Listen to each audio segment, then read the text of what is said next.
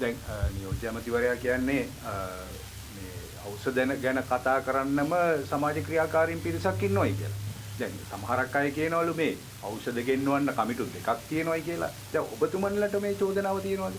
මේ ඖෂධ ගෙන්වීමේ කමිටු මගින් දිගින් දිගටම මාෆියාවක් තමයි කරලා තියෙන්නේ. මේ රටේට අවශ්‍ය නියමිත ඖෂධ ගෙන්වීමේ ෆේවරේෂන් තියෙනවා. ඉතින් මේ ඖෂධ මාෆියාව ගැන අපි කතා කරන්න ගත්තට පස්සේ දැන් පපුවරින් කියන ඖෂධය රුපියල් 350ට 370ට ගන්න පුළුවන් ඖෂධේ 17000 ගණන් වලට සමහර එක අවස්ථාවකදී 88000ට අරන් තියෙනවා. ඊගාව සියලු තොරතුරු තියෙනවා. අපි අපරාධ පරීක්ෂණ දෙපාර්තමේන්තුවට දීලා තියෙනවා. ඒ වගේම මේ බෑග් වල ඖෂධ ගෙනහලා වෙන වෙනම මේ විකුණනවා.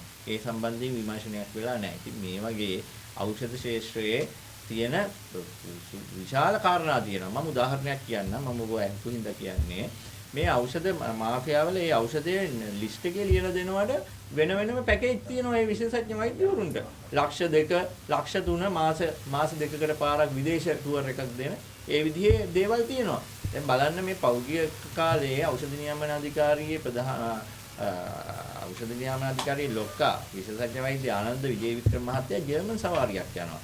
ජර්මන් සවාරියට අනුග්‍රහය දීලා තියෙන පෞද්ගලික කම්පැනියක්. තව ගෑනු ළමයෙකුත් එතුමත් එක්ක යනවා. ඒ ගෑනු ළමයාට අනුග්‍රහය දීලා තියෙන මේ කම්පැනි. ඉතින් මේ වගේ ඖෂධ කම්පැනි විශේෂඥ වෛද්‍යවරුන් ඇතුළු මේ කණ්ඩායම ග්‍රහණයකට ලක් කරගෙන තියෙනවා. මම හිතන්නේ අමාත්‍යවරයාත් ඒ ග්‍රහණයට ලක් වෙලාද දන්නේ නැහැ ඔය වගේ ප්‍රකාශ කියන්නේ.